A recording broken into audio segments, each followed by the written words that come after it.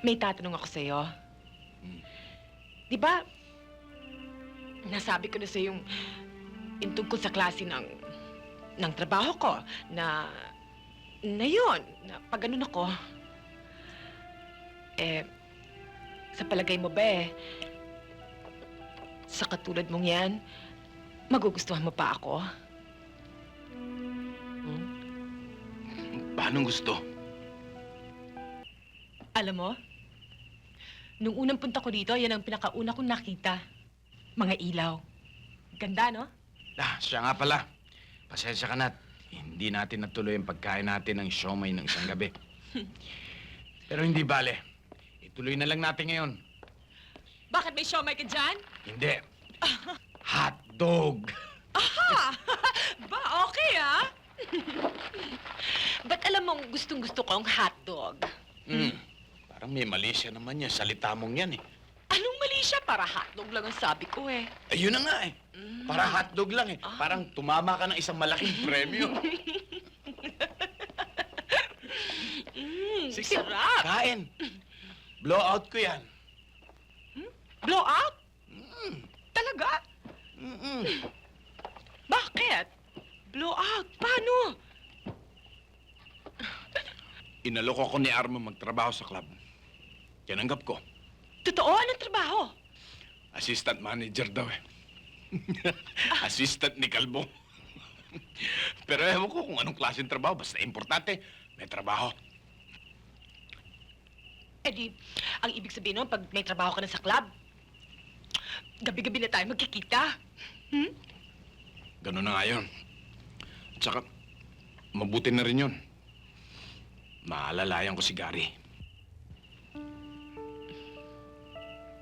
May tatanong ako sa'yo.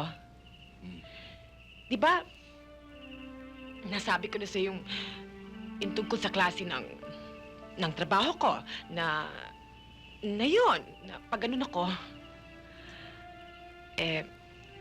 Sa palagay mo ba sa katulad mong yan, magugustuhan mo pa ako?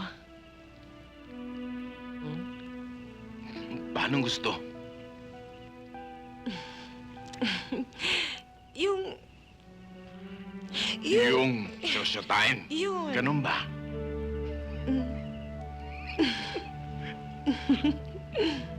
Wala sa plano ko yun. Wala sa plano mo dahil sa pag ganun ako. Hindi naman sa ganun. Di ba sabi mo, 6 na taon ko nakakulong? Ano naman kinalaman nun sa pagkakakulong ko? Dinidemonyo mo. No, sige. Kokoling kita. Pero, magkaibigan lang tayo. Wala kang maaasahan sa akin.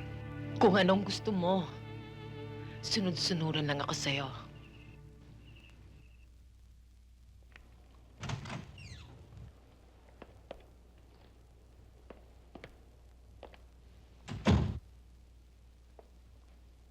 Salamat at pinagbigyan mo akong makarating ka rito. Maupo ka.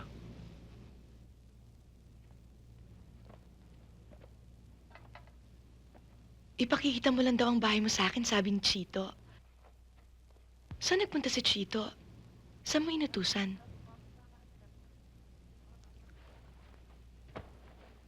Babalik din kaagad yun. Jessica, malayo mararating mo sa pagkanta. Hindi kong papayagan na masayang ang talent mo. Kung bibigyan mo ako ng pagkakataon, at kung bibigyan mo ako ng permiso, dadaling kita sa pinakamataas mong pangarap. Alam ko may pangarap ka. Lahat ng tao may pangarap. Narito ko para pagsilbihan ka.